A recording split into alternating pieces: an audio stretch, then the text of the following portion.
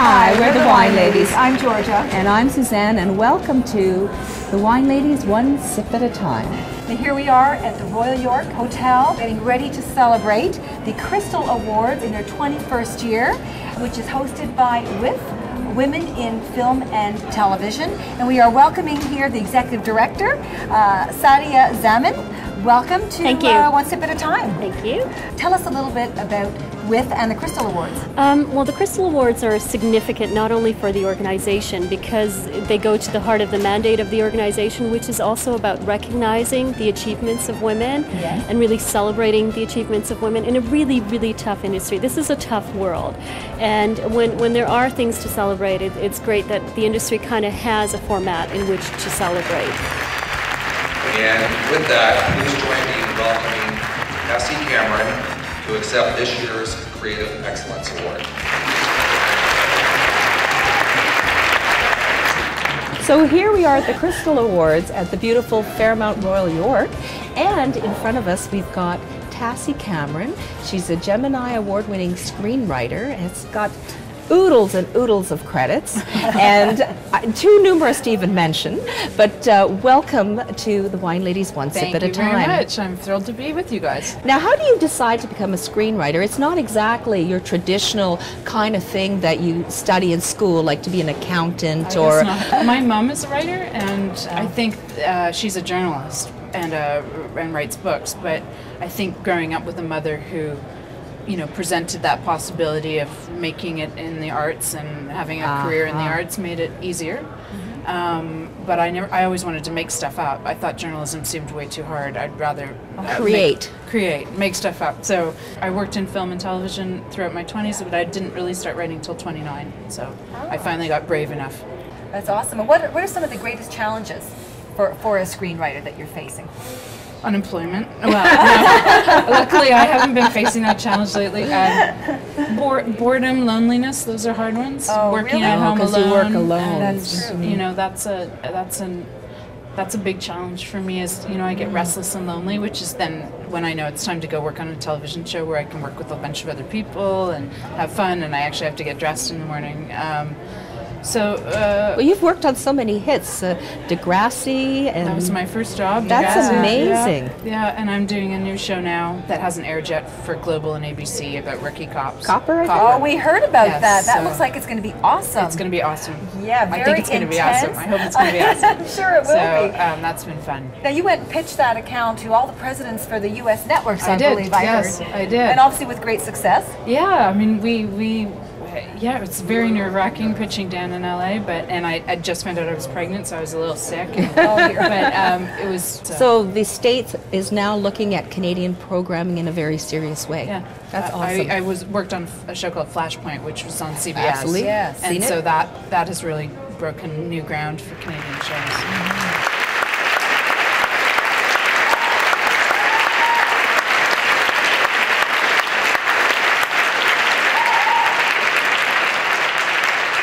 So tell me, what does receiving this Crystal Award with WIFT mean to you?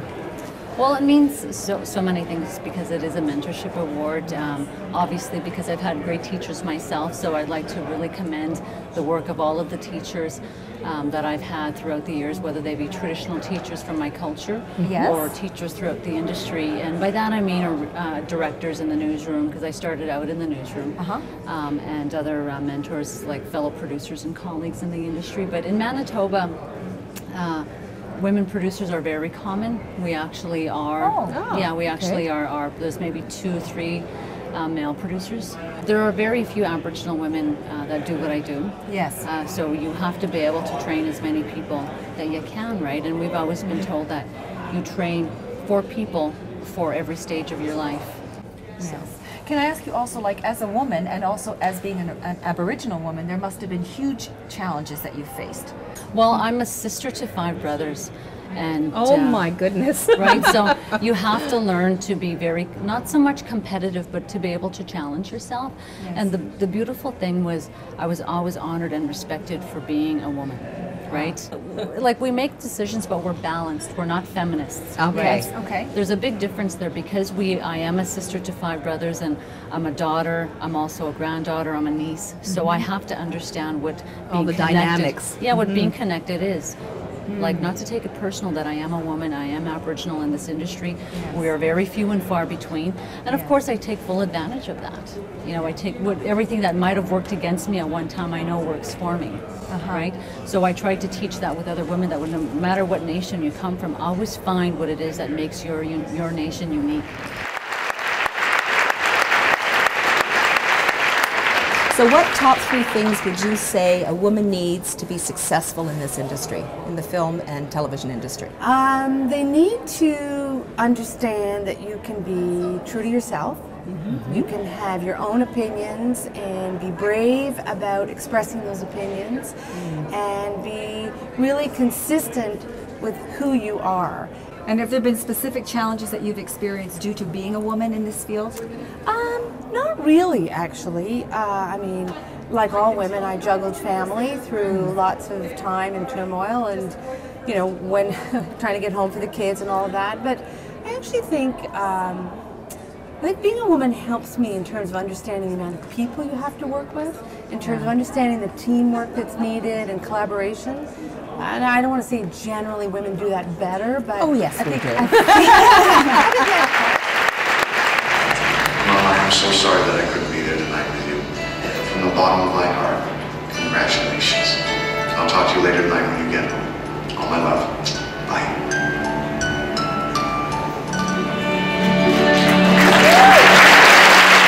Sitting beside us is the fabulous Shirley Douglas. Now, you've won a number of awards over the years, the Order of Canada, Canada's Walk of Fame. Yes. What does the Crystal Award mean to you? Oh, it's tremendous coming from women in film.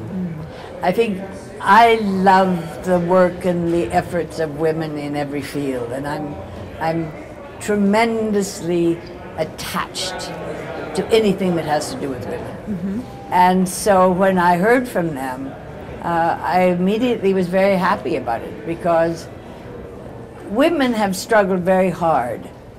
And I've watched a great deal of, I'm 75, and I've watched a great deal of the struggles that we've gone through. And so to see us now making film and doing, you know, not craft service, but actually making the whole film is very exciting for me. So I'm very honored that they even thought of me. Just don't be afraid. There are too many people who are afraid of failure, afraid of what people will say, afraid of what people will think. It doesn't matter. It's your life, and you have to figure out how you're going to live for the next, you have a long time to live. Right. Now, did you know you were always going to be a stage actress? And No. I think I was in little plays at school, but there was a great woman in my life, Rowena Hawkins, who called me when I was about 14 and said, I would like you to be in a play I'm going to direct. And in rehearsal, I had never met her before, and so I met her the first day of rehearsal, and these cool blue eyes looked at me, and it was the first time I think I'd really been treated as an equal. Oh, success. Delightful. Yes. And Until thank we you meet to again. you. All right, thank you very much. So we're enjoying ourselves. Actually, we're taking a little bit of a break and enjoying a glass of wine. After all, we are the wine ladies. That's right. And how fitting, Susanne. We're enjoying the Girls' Night Out wines from Colio Estate Wines. And really, it's an appropriate wine to have selected for this, because Girls' Night Out Wines contributes 25 cents for every bottle of the Cabernet Shiraz and the Riesling towards the Ontario College Funds. So this is great. A Canadian wine for Canadian recipients of the Crystal Awards. It makes a lot of sense. Shall we go eat? Let's go. Okay.